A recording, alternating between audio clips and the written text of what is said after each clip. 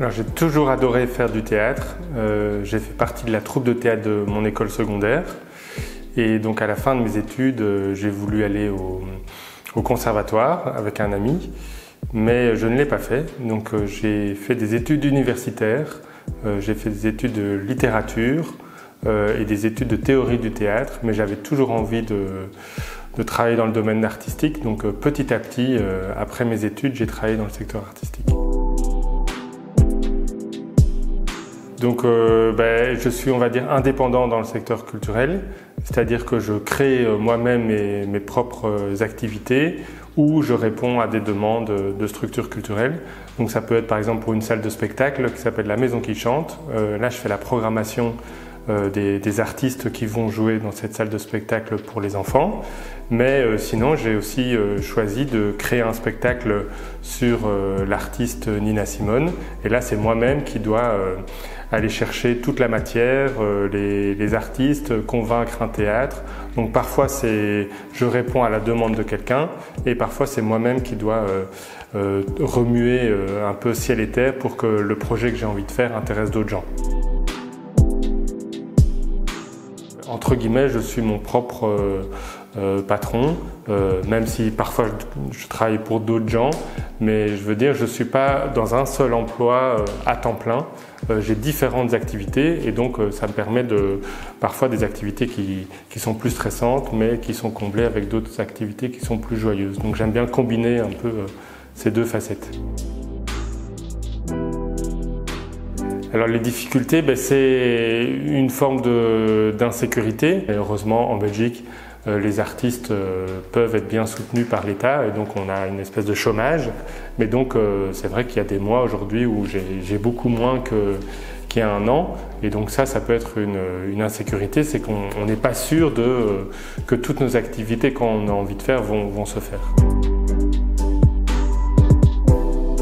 Il faut pouvoir utiliser quand même les réseaux sociaux parce qu'on est dans un monde de la communication et donc on a beau créer un super spectacle, si personne n'est au courant qu'on fait un super spectacle, ça va rater une partie de son objectif. Donc quand même le fait de pouvoir utiliser les réseaux sociaux et de pouvoir écrire, ce qui est important dans mon métier, c'est d'avoir une bonne orthographe, une bonne grammaire, parce qu'on est quand même on est attentif à ce genre de choses, parce que le travail artistique, c'est quand même le travail de l'image, du symbole. Et je travaille beaucoup en équipe. Il y a des moments où c'est aussi une alternance, des moments où il faut savoir réfléchir et penser à des choses seul, rêver tout seul.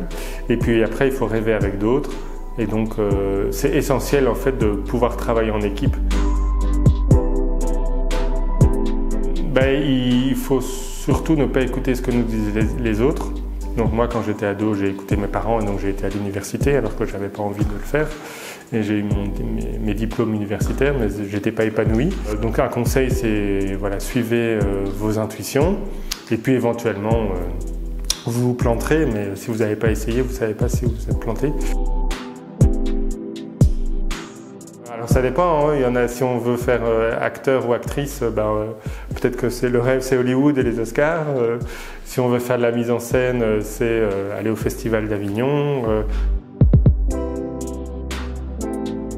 Donc j'ai travaillé beaucoup comme employé, donc dans des centres culturels.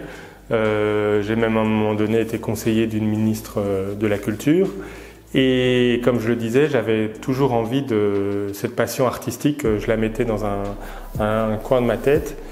Et puis il y a eu les attentats du 22 mars 2016. Et comme beaucoup de gens à Bruxelles, la ligne de métro qui a été attaquée à Malbec, c'était une ligne de métro que je prenais quotidiennement en fait. Et ce jour-là, j'ai décidé en attendant ce qui s'était passé à Bruxelles, à l'aéroport de Bruxelles, j'ai décidé d'aller à pied. Et puis il y a eu cet attentat dans le métro. Et là, je me suis dit, j'aurais pu être dans cette rame de métro. Et je me suis dit, tiens, si ma vie s'était arrêtée ce jour-là, est-ce que j'aurais été content de là où j'en suis? Et en fait, la réponse était non.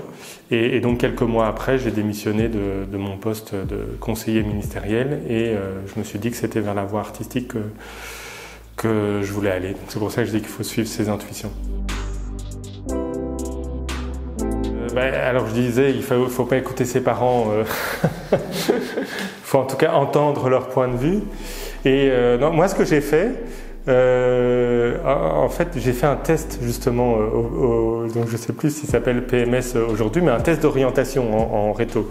Parce que je n'arrivais pas à dire que j'avais envie de faire du théâtre parce que ça n'avait pas l'air sérieux. Et donc c'était un test sur un ordinateur où il fallait répondre à plein de questions.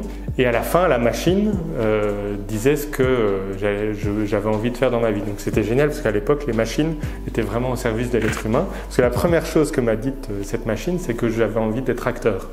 Donc ça c'était génial parce qu'en fait c'était ce que j'avais envie de faire, mais bon je ne l'ai pas fait tout de suite, mais je l'ai quand même fait plus tard. Donc n'hésitez pas peut-être à faire des tests d'orientation parce que ça peut être toujours utile et moi j'aurais même dû le suivre plus vite.